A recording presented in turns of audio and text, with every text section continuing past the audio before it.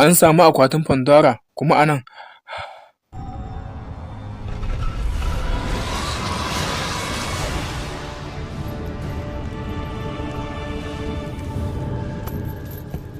Ya ne kuma ke so ki hana ni, Azena? Ko ka fara zama makaho ne ban sani ba, Sufata? Wannan shine akwatin da ka ɗauki tsawon shekaru kana buɗewa da suka gabata. Ikon kashe wani sadauki yana ciki. Na saki waɗancan ikuna tun lokacin da na kashe Ares. Wannan zai iya zama tarko ne a cikin wannan akwatin, saboda akwai wani iko mafi haɗari da ya tabbata daga duniya.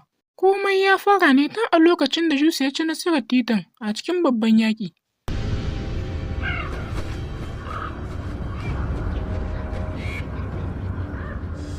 Zeus ya fahimci cewa duk mugayen da aka haifa a cikin wannan yaƙin tabbas kyauta ce da zai halakar da duniyar mutane da kuma duniyar aljannu.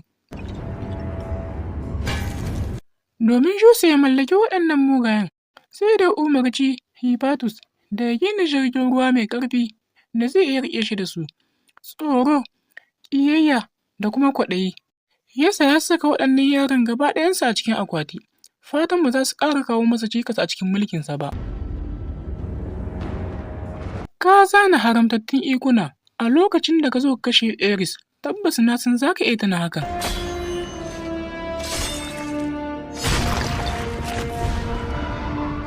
A bayan shaida yin nasarar Kratos, tabbas tsoro ya kama Zeus. Amma harshen wuta tabbas gaskiya ne yana kisa. Ta yaya zan dawo da akwatin? Mabuɗin harshen wuta na Olympus shine Pandora. Babu wata hanya sai wannan. Ita ce kaɗai ta zama mabuɗin harshen wuta na Olympus, sannan kuma mabuɗin ɗaukar fansanka. Ko ba za ka iya sadaukar da ita ba ne, Sufatan? Sadaukar da ƙaramar yarinya ba zai dame ni ba, Azena. Ina fatan za ku kwatanta gaskiya, Sufatan.